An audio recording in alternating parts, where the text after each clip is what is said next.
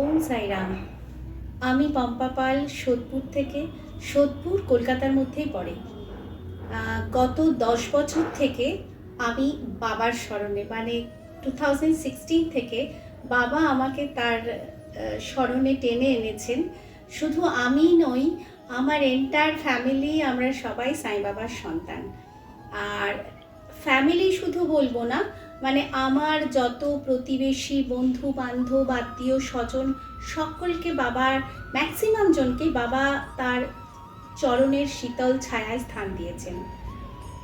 আজ আজ এত কথা বলছি কারণ আজ থেকে বাবার ইচ্ছেতেই বাবার নামে একটি চ্যানেল শুরু হতে চলেছে।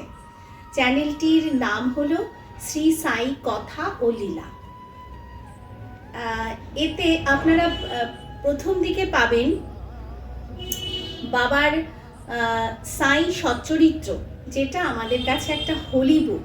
সচ্চরিত্র 1 থেকে 51 চ্যাপ্টার অবধি প্রতিদিন একটা করে চ্যাপ্টার এখানে আপলোড করা থাকবে।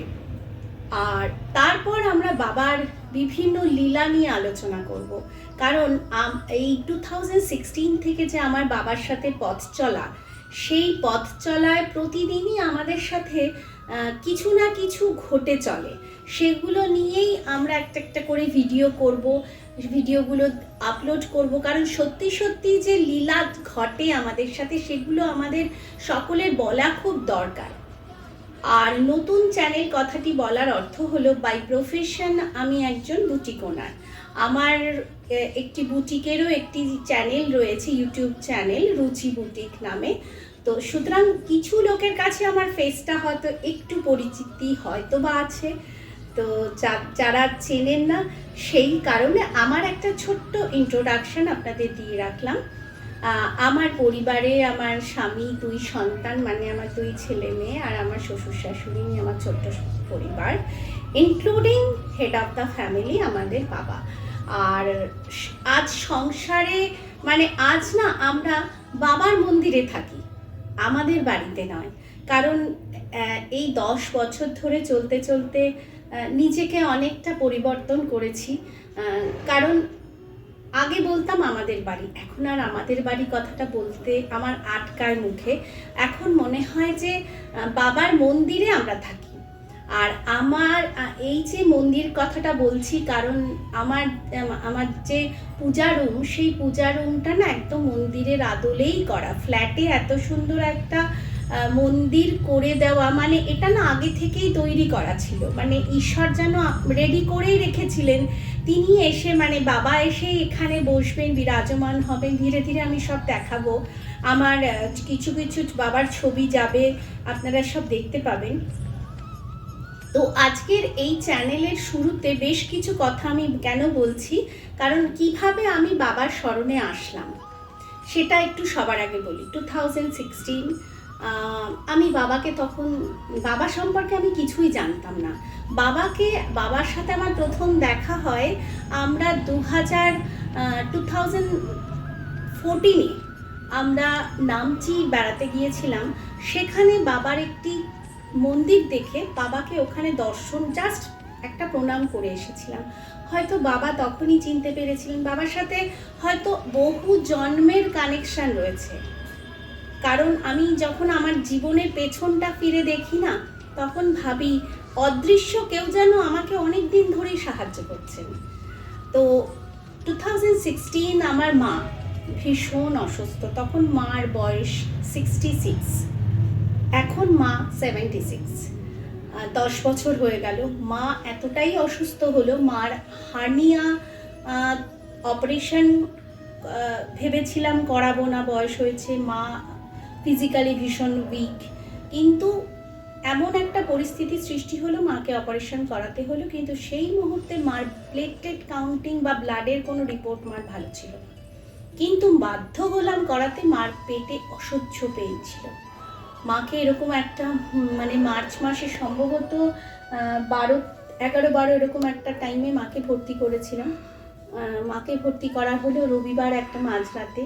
সোমবার মার অপারেশন হলো। ওই মানে ব্লাডের রিপোর্ট খারাপ সত্ত্বেও মার অপারেশনটা সোমবার দিন যাই হোক সাকসেসফুল হলো।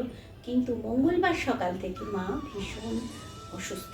অসুস্থ মানে মার ভীষণ শ্বাসকষ্ট হচ্ছে, মা মুখে মাস্ক ছাড়া থাকতে পারছে না, 78-79 স্যাচুরেশন।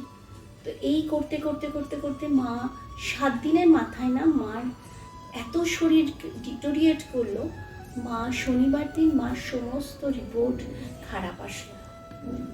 তারপর আমরা তখন কি করি, আমার বাবাও বয়স্ক, খুব ভীষণ কষ্ট লাগছে বাবার মুখটা দেখে।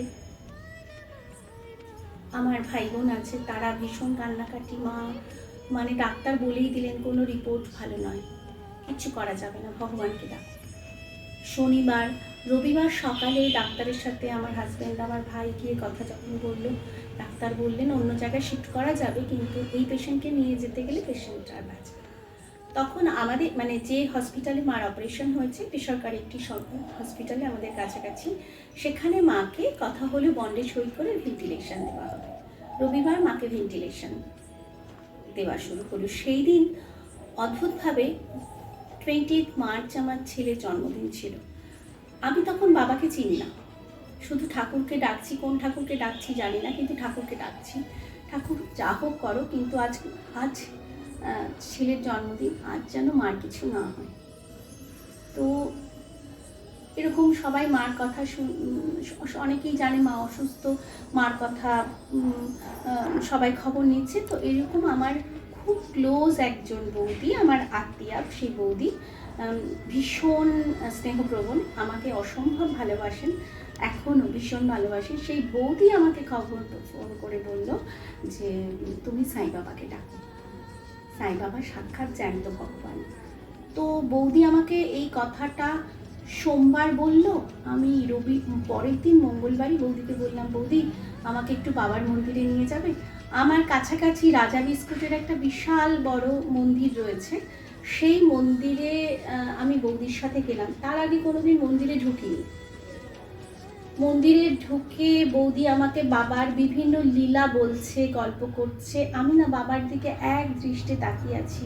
আর মাকে ওই যে ভেন্টিলেশনে দেওয়া, তখন মাকে যখন থেকে রবিবার থেকে ভেন্টিলেশন দেওয়া হলো, তখন থেকে মার অ্যান্টিবায়োটিক তার আগে কাজ করছিল না, তখন থেকে অ্যান্টিবায়োটিকটা রেসপন্ড করতে শুরু করেছে, নতুন অ্যান্টিবায়োটিক রেসপন্ড করতে শুরু করেছে।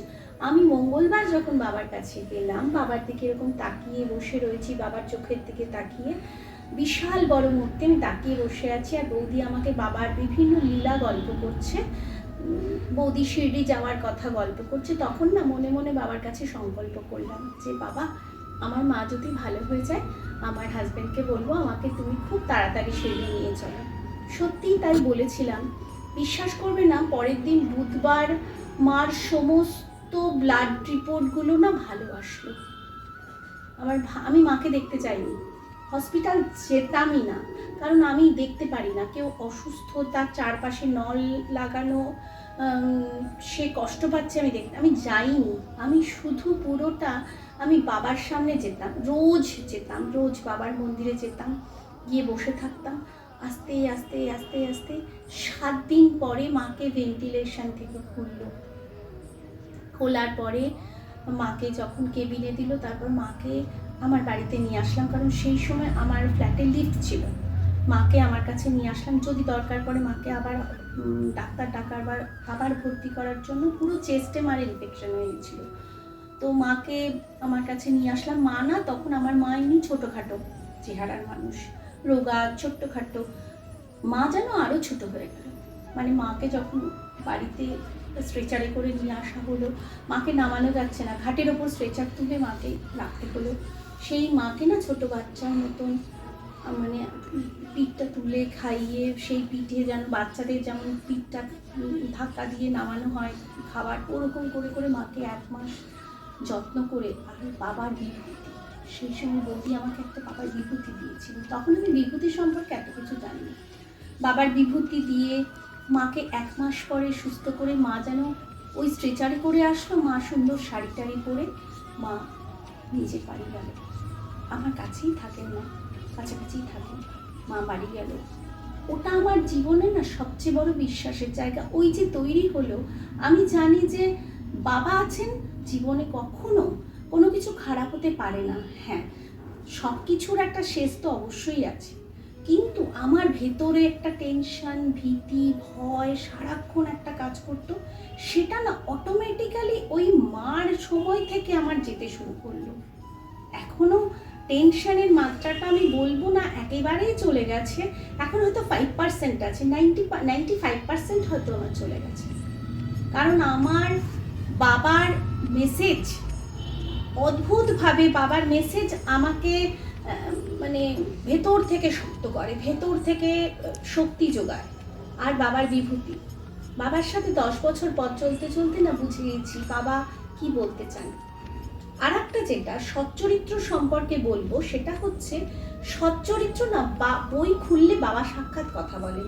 আমাদের প্রতিদিনের যা যা ঘটনাগুলো আমার সাথে, স্পেশালি আমার সাথে যা যা ঘটে, মানে আমি কোনো বিষয় নিয়ে কারোর সাথে আলোচনা করলাম, তখন আমি পরের দিন সচ্চরিত্র খুললে সেই জায়গাটাই পড়ি। অদ্ভুত। বাবা সম্পর্কে বহু কিছু বলার আছে, আজ এতটুকুই বলবো। কারণ এতটুকু বলার কারণ হচ্ছে এটা আমার ইন্ট্রোডাকশন একটা পার্ট ছিল। কাল থেকে আপনারা সচ্চরিত্রের 1 নম্বর অধ্যায় থেকে শুনতে পাবেন। কারণ সচ্চরিত্র সবার হয়তো পড়ার সময় হয় না, বা সবার কাছে বাবার বই পৌঁছয়নি, বা বাবার বই থাকলেও হয়তো পড়ার সময় হয় না, বা কোনোদিন ভীষণ তারা বই পড়তে পারছি না, সেক্ষেত্রে শুনে নেবেন। বাবা বলেন বলায় মুখ আর শোনায় কান পবিত্র হয়। তো সুতরাং আমি আমার মতো করে পড়বো, আপনারা শুনে নেবেন। আর সকলকে বলবো প্লিজ চ্যানেলটিকে একটু সাবস্ক্রাইব করে সঙ্গে থাকতে। বাবার সাথে সবাই জুড়ে যান, সকলের মঙ্গল হবে। ওম সাইরাম।